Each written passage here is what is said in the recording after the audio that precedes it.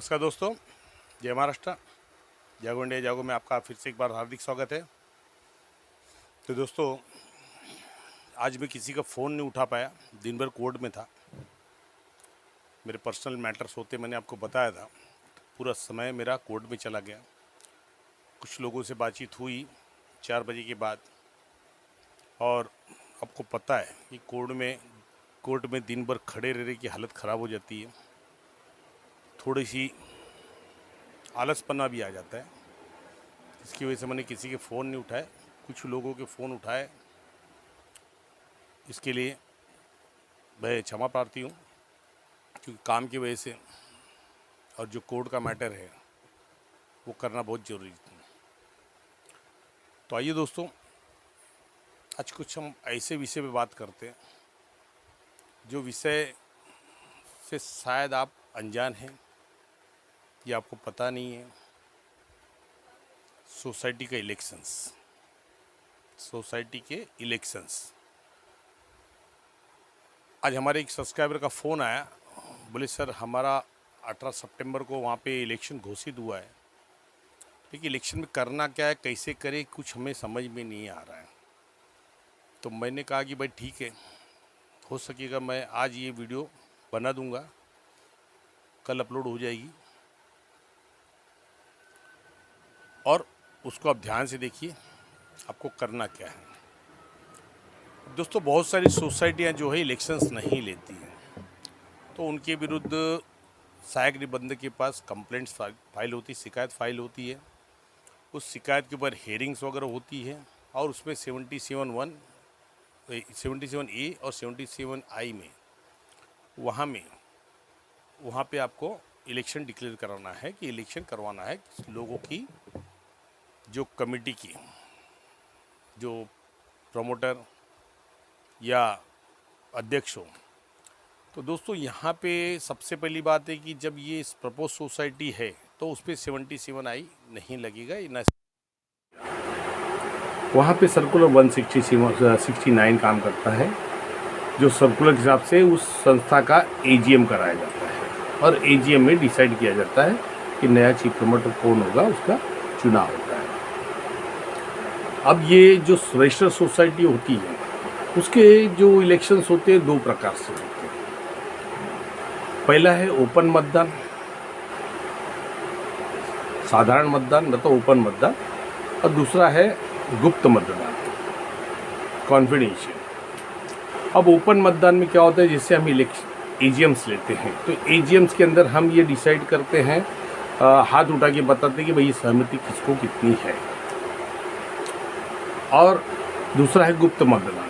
गुप्त मतदान आपके जैसे मतदान नगर सेवक, MLA, MP की नगर होते हैं, उस तरह बैलेट पेपर पे होंगे, या फिर आजकल तो मशीनें चलती हैं, मशीनों के हिसाब से होंगे। तो ये प्रक्रियाएं चलती है। लेकिन जहाँ तक हो, सरकार को ये जो इलेक्शंस होते हैं सोसाइटियों के, उसको टोटल गुप्त मतदान पे ही रखना चाहिए। इसमें तकलीफ क्या होती है? तकलीफ ये होती है कि आपसी बैर मतलब आपस में दुश्मनी।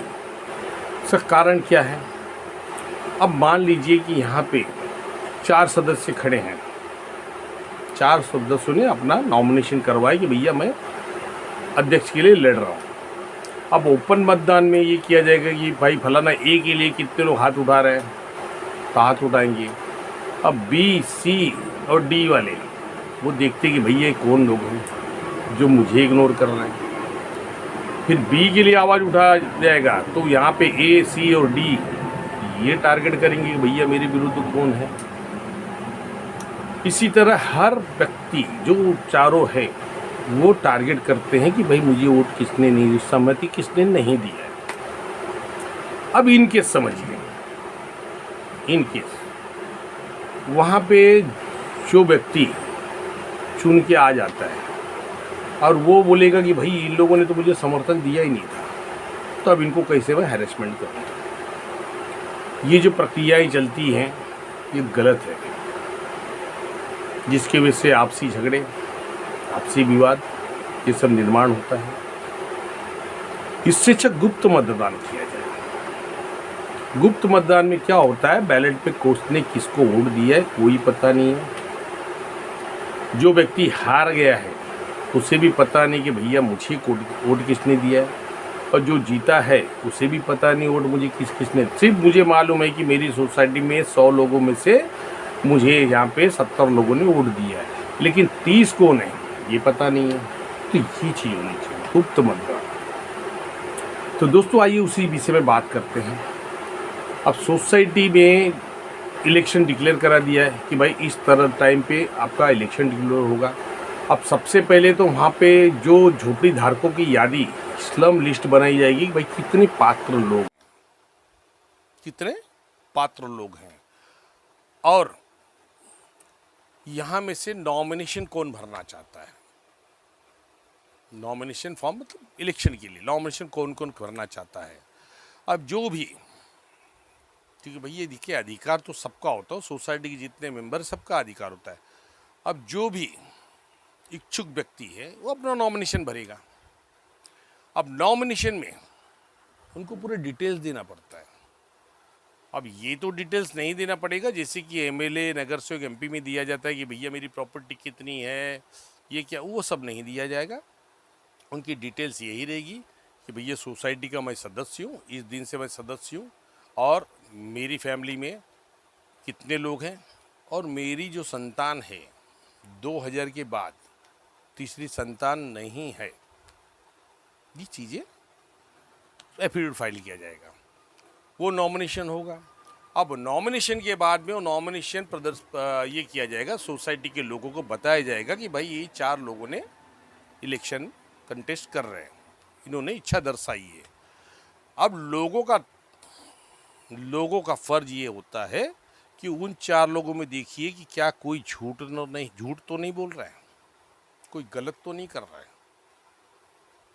वो चीज़ सोचिए। अब ये गुप्त मतदान, अब ओपन का तो आप समझ ही गए। ओपन में क्या है, एजीएम लेंगे, एजीएम में बोल देंगे चारों के हिसाब से ABCD को बता देंगे भैया इसके लिए कितने सहमत है, इसके लिए कितने सहमत है। वो वोटिंग के हिसाब से जो मेजॉरिटी होगी वो विनर घोषित किया जाएगा।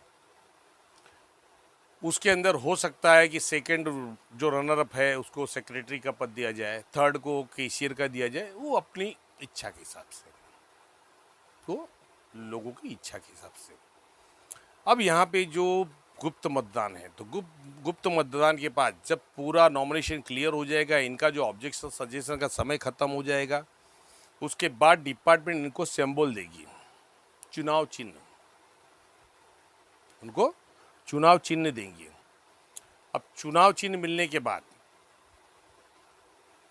आपका फर्ज है, जैसे और इलेक्शंस होते हैं वैसे आप जो भी कैंडिडेट है वो आपका कोई भी पैम्पलेट बनाइए, या पर्सनली अपने सभासदों को जाके कन्विंस कीजिए, उनसे बैठिए, उनसे बात करिए और उनको मनाइए कि वो आपको वोट दें। ये जरूरी है कि जो भी व्यक्ति है उनका चुनाव चिन्ह क्या है, उनका सिंबल क्या है, वो लोगों के दिमाग में डालना बहुत जरूरी है। गुप्त मतदान का यही फायदा होता है, गुप्त मतदान का यही फायदा होता है कि लोगों को दिमाग में अगर इन्होंने कन्विंस नहीं किया, बताया नहीं, लोगों को पता ही नहीं कि भैया कौन है, इनका सिंबल क्या है, वो भाई जो सिंबल उनके सामने गुजरेंगे उस पर दबाएंगे बटन या बैलेट पेपर पे थप्पा मारेंगे। मोस्टली बैलेट का होता है, हो सकता है मशीन का भी चालू कर दे, उसके लिए कोई दो बात राय नहीं है। जैसे इलेक्शंस होते हैं उसे यहाँ भी कर सकते हैं। अब यहाँ सबसे बड़ी बात है मेजॉरिटी।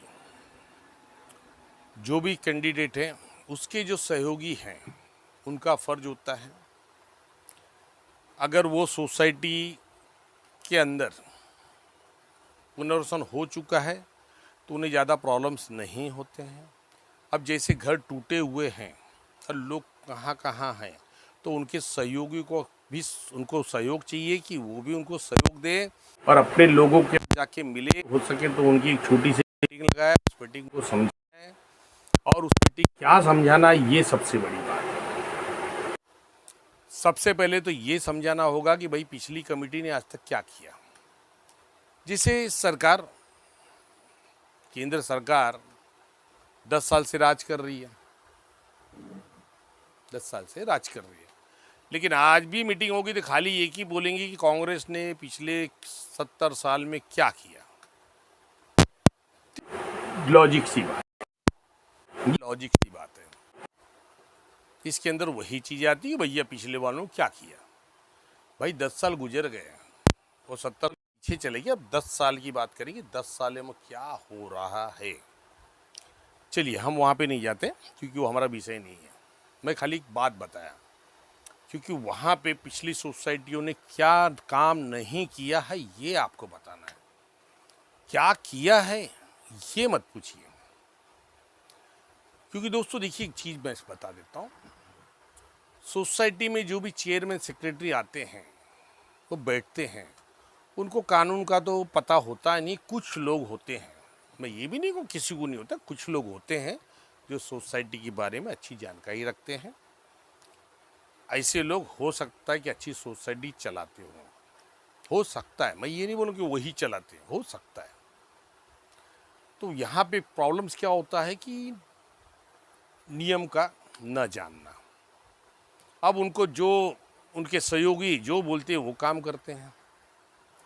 तो यही जागरूकता लोगों में लाना जरूरी है कि भाई यहाँ पे वो व्यक्ति बैठे जो शिक्षित हो, जो थोड़े नियम समझ सके। मैं ये नहीं बोलता पूरा नियम समझिए, थोड़े नियम। वो थोड़े नियम वो हैं जो लोगों की भलाई के लिए अग्रसर रहे, उस नियम को जानिए। सोसाइटी के अंदर मेंबरशिप, सोसाइटी के अंदर नॉमिनेशंस, सोसाइटी के अंदर शेयर सर्टिफिकेट। अगर सोसाइटी अलॉटमेंट टूटी हुई सोसाइटी है तो भाड़े का ठहराव, लोगों को क्या मूलभूत सुविधाएं उपलब्ध होनी चाहिए ये लोगों से बात करके उसका ठहराव कीजिए। तो ये जो चीज़ें हैं ये प्रस्ताव आपको रखने होंगे कि भाई पिछले सोसाइटी में ना तो कभी नॉमिनेशन फॉर्म का जिक्र हुआ। अब नॉमिनेशन फॉर्म से क्या होता है, मैंने बार बार अपने वीडियोस में बताया, नॉमिनेशन फॉर्म से क्या होता है लोगों को पता ही नहीं। नॉमिनेशन फॉर्म वो चीज़ है जो आगे भविष्य में आपके जो भी आने वाले खर्चे हैं उनको कम करती है, जो आपके लीगल हायर से उनके लिए है। समय किसी ने देखा नहीं है दोस्तों, लेकिन समय के साथ अगर हम चलेंगे तो समय भी हमारा साथ देता है। समझ रहे कि नहीं? तो इस चीज़ को समझिए। नॉमिनेशन में मैं, मेरी पत्नी, ये तो समझो हम नॉमिनी हो गए। अब हमारे बच्चे हैं, अब मेरे 2 बच्चे हैं। अब मुझे मेरे और मेरी पत्नी की बात, कौन नॉमिनी होगा वो नॉमिनेशन में डालूंगा कि भैया ये नॉमिनी होंगे। बराबर है कि मेरे बच्चे दोनों नॉमिनी होंगे या मेरा एक बच्चा नॉमिनी होगा, वो चीज़ का पहले ही वहाँ पे लिखित हो जाएगा। क्योंकि नॉमिनी फॉर्म सोसाइटी भराती ही नहीं दोस्त। नॉमिनी फॉर्म मेंबरों को दिया जाता है कि आप अपने हिसाब से नॉमिनी फॉर्म भर के जो भी बच्चे का नाम है, उम्र है, वो सब सादर करो, उसके अंदर सबमिट करो। उसके वजह से जब शेयर सर्टिफिकेट्स बनते हैं तो शेयर सर्टिफिकेट में उसकी एंट्री होती है, मूल झोपड़ी धारक, फिर उसके पूरक, क्योंकि हस्बैंड वाइफ पूरक ही है तो हो गए, नॉमिनी तो है ही हो। अब उसके बाद की नॉमिनी में बेटी या बेटा जो बड़ा है वो, उसके नीचे बेटा, अब उनके शेयर्स कितने। अब सोसाइटी करती क्या है, कोई सोसाइटी शेयर सर्टिफिकेट बना देती है, मेन जो व्यक्ति है, मेन व्यक्ति का नाम शेयर सर्टिफिकेट डाल देती है, बस हो गया। भाई शेयर सर्टिफिकेट मतलब भाग, आपके 5 शेयर्स हैं, अब 5 शेयर्स को कैसे डिवाइड करना चाहते हैं 50-50 रुपये के 5 शेयर्स होते दोस्तों, 250 रुपये भरने पड़ते, हो सकता है आने वाले समय में ज़्यादा भी हो, तो वो चीज़ आती है। अब इसमें क्वेश्चन ऐसे आते हैं, कुछ बुद्धिजीवी लोग हैं जो लोगों को गुमराह करते हैं। अरे भाई, बिल्डिंग में रूम मिला नहीं, शेयर सर्टिफिकेट कैसी बनेगी?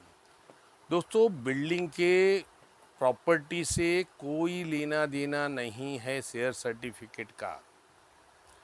शेयर सर्टिफिकेट आपकी जो पूरी संपत्ति है सोसाइटी की, उसके मेंबरशिप की बात हो रही है। आया समझ में? खाली फ्लैट नहीं है, क्योंकि सोसाइटी का हर व्यक्ति अपने मकान के अलावा सोसाइटी की जो भी गार्डन्स हो या जो भी एक्सेस एरियाज हो, उसका सब में उसका समान अधिकार होता है, मेंबर होता है वो। और जो आपने मेंबरशिप लिया है, उस मेंबरशिप के शेयर्स होते हैं। समझ रहे हैं? तो ये चीज़ होती है। लोगों के दिमाग में, अरे घर मिला नहीं, शेयर सर्टिफिकेट, बेवकूफ़ जैसा चिल्ला रहा है, लोगों को बेवकूफ़। अरे भाई साहब, ऐसा नहीं है। शेयर सर्टिफिकेट का घर से कोई लेना देना नहीं है।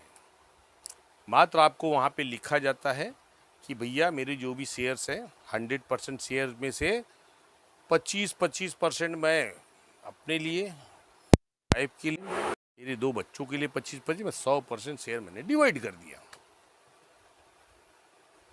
अब जो भी प्रॉपर्टी सोसाइटी में है, मेरे हिस्से की, वहाँ पे 25% का भागीदारी सबकी होगी। अब उसमें क्या होते हैं, झगड़े खत्म हो जाते हैं फैमिली के। अब फैमिली के झगड़े कैसे खत्म होते हैं? अब देखिए, बहुत सारे लोग आते हैं हमारे पास, बहुत सारे सब्सक्राइबर आते हैं कि सर मेरे पिताजी के नाम पे घर है, लेकिन माँ और बहन ज़बरदस्ती पिताजी को रिसर्च कर रही है कि बहन के नाम पे घर कर दीजिए, और मुझे ये नहीं कर। पिताजी बोलते नहीं भाई, मैं अपने बेटे और पोतों को दूंगा मैं। तो ये चीज़ों के झगड़े के लिए शेयर सर्टिफिकेट और नॉमिनेशन फॉर्म बहुत इंपॉर्टेंट है, कि भविष्य का झगड़ा ही खत्म हो जाए। कि दोस्तों, जो प्रॉपर्टी में शेयर्स बना रहे हैं, कौन बना रहा है? जिनकी खुद की संपत्ति है, अब उस संपत्ति में उनका अपना योगदान है, अपना परिश्रम है, उससे बनी हुई प्रॉपर्टी है। तो हिंदू सक्सेशन एक्ट के हिसाब से वो प्रॉपर्टी किसी को भी दे सकते हैं, उनके खिलाफ कोई लीगल कार्रवाई नहीं कर सकते। अभी देखिए, रिसेंट में सुप्रीम कोर्ट का भी एक बड़ा फैसला आया है। उन्होंने क्या कहा कि जो भी सीनियर सिटीजन्स अपने बच्चों को गिफ्ट डीड या विल, जो भी गिफ्ट डीड, तो भाई विल तो मरने के बाद ही लगती है, अगर उन्होंने अपनी प्रॉपर्टी बच्चों के नाम पे लिख भी दिया है, लेकिन अगर बच्चे उनकी देखभाल नहीं कर रहे, तो अपनी प्रॉपर्टी रिटर्न ले सकते हैं, उनको अधिकार दिया है। क्यों दिया है? आप बताइए क्यों दिया है? क्योंकि माननीय सुप्रीम कोर्ट ने उन वरिष्ठ व्यक्तियों का सम्मान किया और उनकी जो भी अधिकार है, उन अधिकारों को सही और सुरक्षित कर दिया, ताकि ये जो बच्चे जो माँ बाप को प्रॉपर्टी लेने के बाद भाई घर से ही निकाल देते हैं, या कहीं ले जाके छोड़ देंगे, गांव छोड़ देंगे, कई तो मसले आप भी जानते हैं कि भाई वृद्धाश्रम में छोड़ देते हैं। तो इसीलिए किया गया भाई, संपत्ति उन्होंने परिश्रम और कष्ट करके बनाया, तो उनकी मेहनत का फल है। आप उनके मरने के बाद भोग सकते हैं, पहले नहीं। पहले अगर उन्होंने लिख भी दिया है तो वापस ले सकते हैं। तो ये चीज़ यहाँ पे भी लागू होती है कि यदि व्यक्ति ने वहाँ पे शेयर में नॉमिनेशन और शेयर में डाल दिया कि भाई ये इतना इतना शेयर है, तो उस चीज़ को कोई भी काट नहीं सकता, क्योंकि वो उनकी मर्जी है। तो ये जो चीज़ें हैं, इसको समझना चाहिए। भाड़े का ठहराव कीजिए। भाड़े के ठहराव के बारे में बताइए कि भाड़ा क्या है। अब कई इलाकों में बता रहा हूँ मैं, कई इलाकों में बिल्डर क्या करता है, 9,000 रुपया चेक से भाड़े देते हैं और 6,000 रुपया कैश दे देते हैं, और 9-6 15,000 रुपया हो गया। रिकॉर्ड भी कितना है? 9,000। अब बिल्डर गेम क्या करता है? बिल्डर गेम क्या करता है? बिल्डर ये कहता है कि भाई जो मेरी सुनेंगे और इज्जत से घर खाली करेंगे मैं उनको 9 और 6 हज़ार रुपया दूंगा मैं। और यदि कोई आनाकानी किया 33, 38 में गया तो मैं उनको सिर्फ 9 हज़ार रुपया दूंगा, क्योंकि मेरे रिकॉर्ड में खाली 9 हज़ार रुपया मैं उनको भाड़े दे रहा हूँ, तो 6 हज़ार कैश दे रहे हैं। तो दोस्तों आपको नहीं लगता ये तानाशाही है, बिल्डर की दादागिरी है? हा? अरे भैया तुम उनका अधिकार है 33, 38 सरकार ने दिया है कि भैया 33, 38 की नोटिस तो आपको मिलेगी, आप क्यों टेंशन ले रहे हो? तो उस अधिकारों से भी वंचित कर रहे हैं डेवलपर्स। और रह गया दूसरी बात, सरकार को एक ठोस कदम उठाना बहुत जरूरी है। इस मामले में ठोस कदम उठाना बहुत जरूरी है, क्योंकि म्हाडा ने जो एग्रीमेंट तय किया है उस एग्रीमेंट के हिसाब से उन्होंने वहाँ के लोकेलिटी के हिसाब से जो घाटकोपर रमाबाई नगर है वहाँ की लोकेलिटी के हिसाब से 15,000 रुपया कॉमर्स रेसिडेंशियल भाड़ा दे रहे हैं। मतलब कौन दे रहा है? वहाँ बिल्डर है, सरकार दे रही है। तो सरकार को इस चीज़ में कदम उठाना चाहिए कि भाई साहब 15,000 के नीचे तो भाड़े होंगे ही नहीं, 15,000 रुपये के नीचे भाड़े होंगे ही नहीं, कि गवर्नमेंट 15,000 दे रही भाई। तो ये जो चीज़ें हैं समझनी चाहिए लोगों को, कि वो चीज़ समझाइए लोगों के दिमाग में डाली कि भाई ये बिल्डर क्या कर रहा है। जो भी चीज़ होनी चाहिए समान होनी चाहिए। एक को हलवा पूरी खिलाएंगे और एक को नमक रोटी खिलाएंगे, ऐसा होता है? सोसाइटी का मतलब सबका समान अधिकार। तो ऐसा क्यों होता है कि बिल्डर सबको दादागिरी कर रहा है? सोसाइटी के अंदर समझाइए, सोसाइटी में यूनिटी है, सोसाइटी एक साथ है, तो बिल्डर एक किसी को छल नहीं सकता है, किसी के साथ गलत नहीं कर सकता है, किसी को धमकी नहीं दे सकता है। तो ये समझाएगा कौन? आप जागरूक होंगे तब एक दूसरे को समझाइए। और जहाँ पे भी इलेक्शंस के मैटर चल रहे हैं वहाँ पे मीटिंग लेके लोगों को समझाइए कि भाई आपने जो कमिटी आज तक बिल्डर ने बताया कि भैया 300 स्क्वायर फीट के फ्लैट में आपको क्या देने वाला है, बॉक्स बना के दे देगा? किचन क्या बना रहा है, ग्रेनेड लगा रहा है, किस चीज़ का लगा रहा है वो बताइए। किचन के अंदर ट्रॉली आती है स्प्रिंग की, वो लगा रहा है कि नहीं लगा रहा है? बाथरूम के अंदर क्या आपको फैसिलिटीज़ दे रहा है, आपको शावर वगैरह सब लगा के दे रहा है या नहीं दे रहा है? तो ये जो चीज़ें हैं ये कौन पूछेगा? इस सोसाइटी में एजीएम में ये सब ठहराव करना पड़ता है। अब बिल्डर क्या करते हैं, बिल्डिंग बनाते ग्रिल नहीं लगाते। अब ग्रिल का खर्चा क्या लोग उठाए? लाख रुपया अपने घर से भरे? ये बिल्डर का काम है ग्रिल लगा के दे। महानगर पालिका के रूल के हिसाब से ओपन खिड़की, ओपन विंडो देने का बिल्डर को बेचने का अधिकार है ही नहीं, ग्रिल लगाना है। क्योंकि आज प्रॉब्लम्स क्या है, आज हमारे यहाँ पे बहुत सारे हादसे हुए मुंबई के अंदर कि जो तक्षशिलाएँ इमारतें हैं, तक्षशिला इमारतें मतलब हाई राइज इमारतें, ऊंची ऊंची इमारतें जो हैं, उस इमारतों में से कितने लोगों ने तो आत्महत्या किया, कितने लोग हादसे से या किससे फिसल के गिरे हैं। अब वहाँ क्या हुआ हमें पता नहीं, लेकिन ये जो न्यूज़ की बातें हम बता रहे हैं, न्यूज़ में आती रहती है, आपने भी देखा होगा। इसीलिए ग्रिल लगाने के लिए बीएमसी ने बोला है कि बीएमसी ग्रिल लगाइए ताकि ये हादसे न हो, कोई चाह के भी उस विंडो से बाहर कूद नहीं सके। तो ये बिल्डर का काम है ना कि नहीं है? तो ये कौन करेगा? यही चीज़ की जागरूकता दीजिए। घर के अंदर, बिल्डिंग के अंदर में सुविधाएं क्या है भैया? जहाँ पे एंट्रेंस होता है वहाँ कॉरिडोर दे रहा है कि नहीं दे रहा है? भाई वहाँ कॉरिडोर होना चाहिए, कम से 200 स्क्वायर फीट का कॉरिडोर होना चाहिए, खुली जगह। वहाँ पे कुर्सियाँ रखी जाए, सोफे रखे जाए, ताकि भाई हमारे जो सीनियर सिटीजन्स है वहाँ पे बैठ के अपना जो भी समय व्यतीत कर सकें। जो सेवानिवृत्त है वो कहाँ जाएंगे? तो वहाँ बैठ सके, उनकी आपस के जो लोग बात के गपशप कर सकें, वहाँ पंखे लगे हों, लाइट्स हों। ये सब चीज़ों की कौन करेगा? सोसाइटी में सीसीटीवी लगाना है, उसके बारे में बात कौन करेगा? ये चीज़ समझाइए। आज सोलार पैनल का ज़माना है, सोलार पैनल की बात कीजिए, लोगों को समझाइए, साथ दीजिए, सोलार पैनल का ठहराव करेंगे हम। तो ये चीज़ होती है, मुद्दे होते हैं। लेकिन अगर आपने मुद्दे किए हैं तो ठहराव भी कीजिए, लोगों के साथ छल मत कीजिए। अगर आप अच्छी लोगों के लिए करने की सोच रहे हैं तो आगे बढ़िए, लोग भी आप साथ देंगे आपको, लेकिन जीतने के बाद फिर वापस वो मत कीजिएगा जो पहले वाले ने किया, जो बिल्डर की गोद में बैठे, वो मत कीजिएगा प्लीज़। वो अगर आप करेंगे तो मुझे ऐसा लगेगा कि शायद मैंने ये जो जानकारी देखी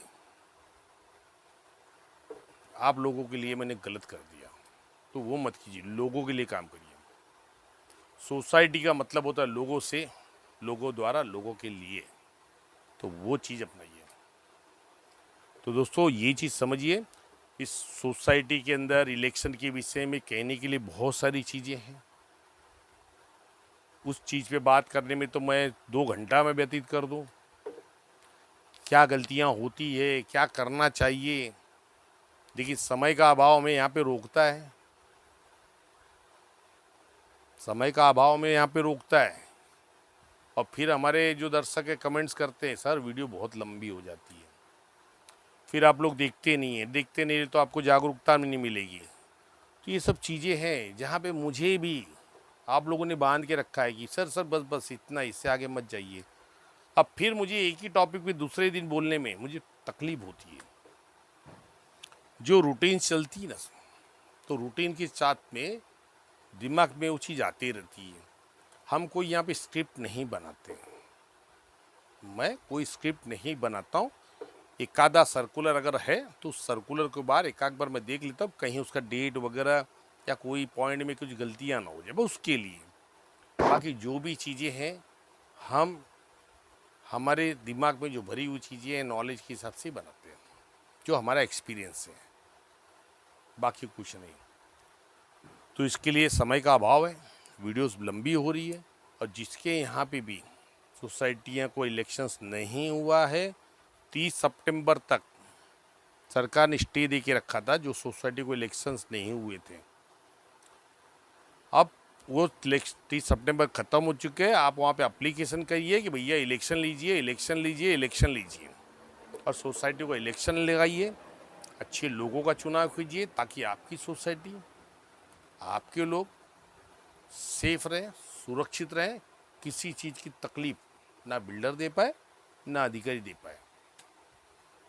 पात्रता का विषय उठाइए कि भैया एनेक्शन 2 बन चुके हैं, लोगों की पात्रता बिल्डर क्यों नहीं करा रहा है, तो सोसाइटी जोड़ दी कि भैया पात्रता कराओ। सोसाइटी का बहुत पावर होता है दोस्तों, बहुत बोले तो बहुत पावर होता है। मुझे जो छला ना सोसाइटी ने, मेरी आधी लड़ाई लंबी कर दिया। जब भी मैं किसी मुद्दे पे लड़ता था वहाँ सोसाइटी झूठ बोल रहे हैं, ऐसा कुछ नहीं है, ये लोगों को भड़काते हैं। मैंने बोला सही है बेटा, अब जब तक वो काम नहीं होगा दोस्तों, ये सोसाइटी के चक्कर में 5 साल मुझे भाड़े के लिए लड़ने पड़ गए, 5 साल लड़ने पड़े भाड़े के लिए। समझ रहे हैं, 5 साल लड़ना पड़ा खाली सोसाइटी के चक्कर में। फिर मैंने दिमाग लगाया, बोले यार भाड़े का चक्कर साइड में करो, पहले सोसाइटी को उड़ा दो। मैंने सोसाइटी को भंग करा दिया, और जहाँ सोसाइटी को भंग करा दिया सब मैटर फटाफट चलने लगे। फिर क्योंकि सोसाइटी को पावर बहुत है, वो भले आदमी, वो अध्यक्ष वहाँ पे कैसा ही बैठा हो, बोगस बैठा हो, वो अधिकारी नहीं सुनेंगे आपकी। नहीं, सोसाइटीचा म्हणणं, सोसाइटी म्हणजे ऑल, आपका पूरा जितने मेंबर्स हैं उनके बिहाफ पे वो बात करते हैं, और आप वहाँ पे रोते रहते हो भैया हमको कुछ पता नहीं, लेकिन आप उसका साथ नहीं देते हो जो आपके लिए लड़ता है। हमारे यहाँ तो इतने गद्दार लोग हैं ना, इतने गद्दार लोग हैं जिनके लिए मैं इतना मर के उनके भाड़े निकलवाया, वो व्यक्ति पीठ पे जाके बिल्डर से मेरी बुराई करते हैं, लोगों को बुराई करते मेरी। ऐसे गद्दारों को झेल रहा हूं मैं, ऐसे गद्दारों को झेल रहा हूं मैं। जब आपके अंदर विश्वास नहीं है तो आप अपना काम कराइए ना भैया, फिर मेरे पास क्यों आते हैं, फिर मेरे पास क्यों आते हैं? एक तो आपने लड़ाई नहीं लड़ा, भाड़े के लिए लड़ाई नहीं लड़ा। जब मैंने फॉर्म भरने के बोला तो बोला बिल्डर भड़क जाएगा। आज ये बेचारे 42 लोगों की लड़ाई लड़ा, 42 लोगों में मुश्किल से 10 लोगों को भाड़ा मिला है, और ये बाहरी लोग जो थे ये कूद के भाड़ा ले लिए। एक भाई ने तो 29 लाख रुपया ले लिया है। आज वही 29 लाख कम से कम मेरे वो जो 42 में से ना 5 लोगों को भाड़े हो जाते थे। दूसरा बंदा है जो 13 लाख रुपये लिया, उसके अंदर कम से कम 1-2 का भाड़े हो जाते थे। तो ये ऐसे लोग हैं, धोखा देने वाले लोग हैं, गद्दार हैं, इनके ऊपर भरोसा मत कीजिए। जो व्यक्ति आपके सम्मान के साथ ठेस करे वो समझ लिया आपका व्यक्ति नहीं, उसको अलग रखिए। मैं वहां पे जाके बिल्डर से और डिपार्टमेंट से इनके लिए बात कर रहा हूँ, दुकानों के लिए बात कर रहा हूँ, भैया ऊपर लाइए ऊपर लाइए। ये मेरे पीठ के पीछे बिल्डर जो को जाके मिल रहे हैं। मतलब तो विश्वास नहीं तो मुझे क्यों दिया आपने काम, मुझे क्यों बोला मदद करो करके? नहीं बोलना चाहिए ना, खुद करिए ना, फिर खुद करिए ना। विश्वास नहीं ना तो मेरे पास नहीं आना, अपना काम कराइए। लोगों के जो 5 साल लड़े ना, उनके पेट पे रख के तुम लोग जाके भाड़े लियो। तो आप अपना काम खुद कराइए भाई साहब, मेरे पास मत आइए। मैं इस वीडियो के माध्यम से आपको बोल रहा हूँ। तो दोस्तों, वीडियोस लंबी हो रही है, मिलते किसी और विषय में। कभी कभी कुछ चीज़ें तकलीफ देती है, इसलिए कड़वा बोलना पड़ता है, बुरा मत मानिएगा, लेकिन उन तक वीडियो पहुंचाना है। धन्यवाद दोस्तों, मिलते हैं नेक्स्ट वीडियो में। बने रहिए जागुंडे जागो के साथ। जय हिंद, जय महाराष्ट्र।